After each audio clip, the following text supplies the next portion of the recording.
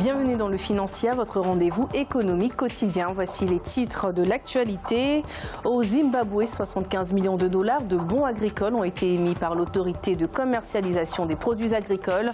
Une action qui vise à financer le développement des producteurs locaux.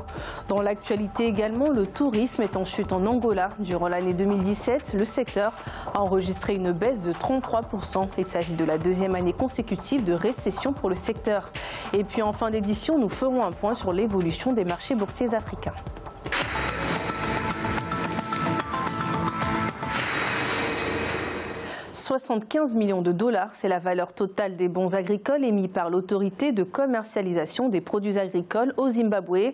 Objectif du projet, financer l'achat du maïs produit par les agriculteurs locaux. Un achat qui se fera lors de la campagne de commercialisation 2018 à travers l'Office de commercialisation des céréales. Des précisions avec Ibrahima Dioumaba.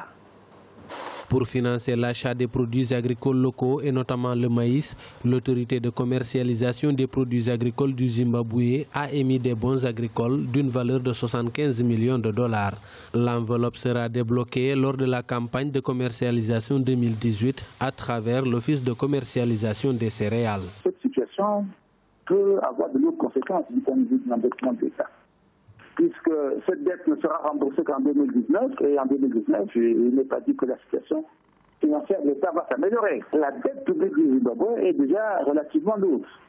Elle atteint actuellement près de 90% du PIB.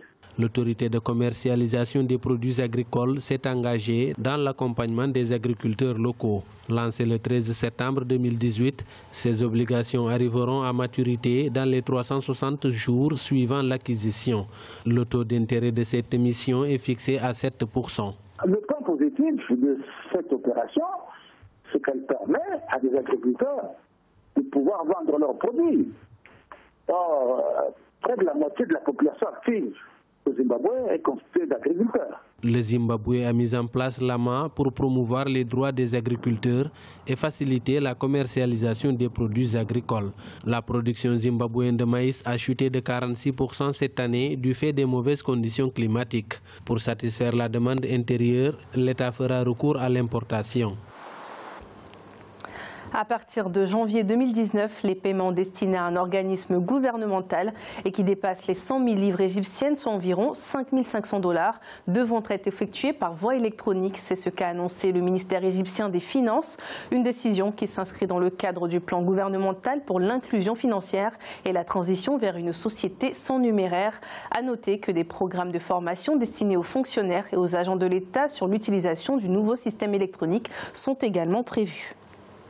Le secteur touristique angolais est en régression pour la deuxième année consécutive. Les arrivées de touristes sont en chute. L'année 2017 a vu le taux de fréquentation baisser de 33% pour des recettes en repli de 2 milliards de dollars par rapport à 2016. Des détails avec Siamlo Victoria Seji.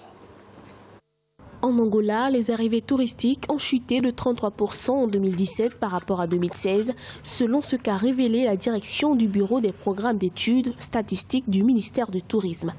Le nombre de personnes employées dans le secteur a diminué de 15% et les investissements dans les nouvelles unités ont diminué de 34%. Il faut mettre cela à l'actif de la chute des cours du pétrole qui a mis le pays dans une situation où les pouvoirs publics n'avaient plus les moyens de moderniser le pays et puis d'investir dans tous les secteurs, notamment et particulièrement dans le secteur du tourisme. Le taux d'occupation moyen des hôtels dans le pays est aussi passé de 40,76% en 2016 à 36,22% en 2017. Selon le ministère du Tourisme, les objectifs sectoriels du plan de développement national 2013-2017 n'ont pas été atteints. Le pays pourrait faire en sorte que l'économie ne soit pas extravertie et que l'État même puisse, n'est-ce pas, consommer les produits locaux pour encourager les PME, n'est-ce pas, à investir dans ces secteurs-là. Il faut investir dans les infrastructures. Le tourisme, c'est le reflet de l'ensemble de l'économie.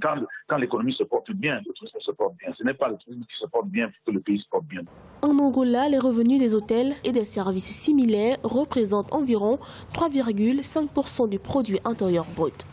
Depuis l'amélioration des prix du pétrole, dont l'Angola est le deuxième producteur africain, l'État a entrepris d'investir 125 millions de dollars pour relancer et revaloriser le secteur. Au Cameroun, la Banque africaine de développement a approuvé un financement de plus de 55 milliards de francs CFA destiné à soutenir la production du bétail et du poisson.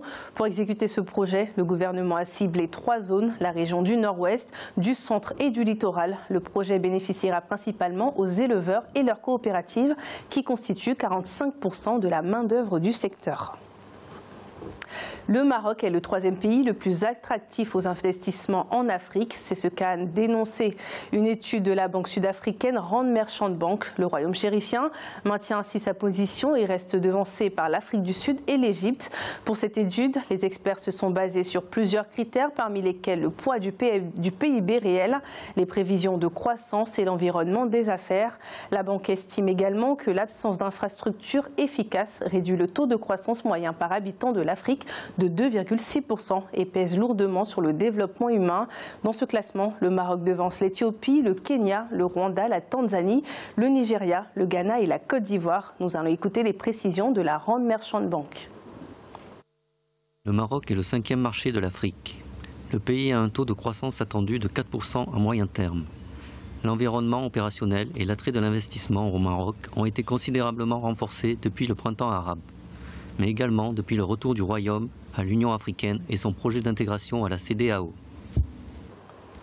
Nous allons à présent faire le point sur l'évolution des marchés boursiers africains. En Afrique australe et dans l'océan Indien, l'indice de l'île Maurice était en hausse de 0,13%. La bourse d'Afrique du Sud augmentait de 0,74%. Celle de Nairobi était en hausse de 0,44% et l'indice Gaborone restait stable. En Afrique de l'Ouest et centrale, la BRVM d'Abidjan chutait de 0,14%. Celle du Nigeria chutait de 0,39% et la bourse du Ghana était en hausse de 0,39%. En Afrique du Nord, la bourse marocaine baissait de 0,43%. Celle de l'Égypte était en chute de 1,16% et l'indice tunisien perdait 0,37%. C'est la fin de cette édition du Financial. Merci de nous avoir suivis. On se retrouve bientôt pour un nouveau rendez-vous de l'économie.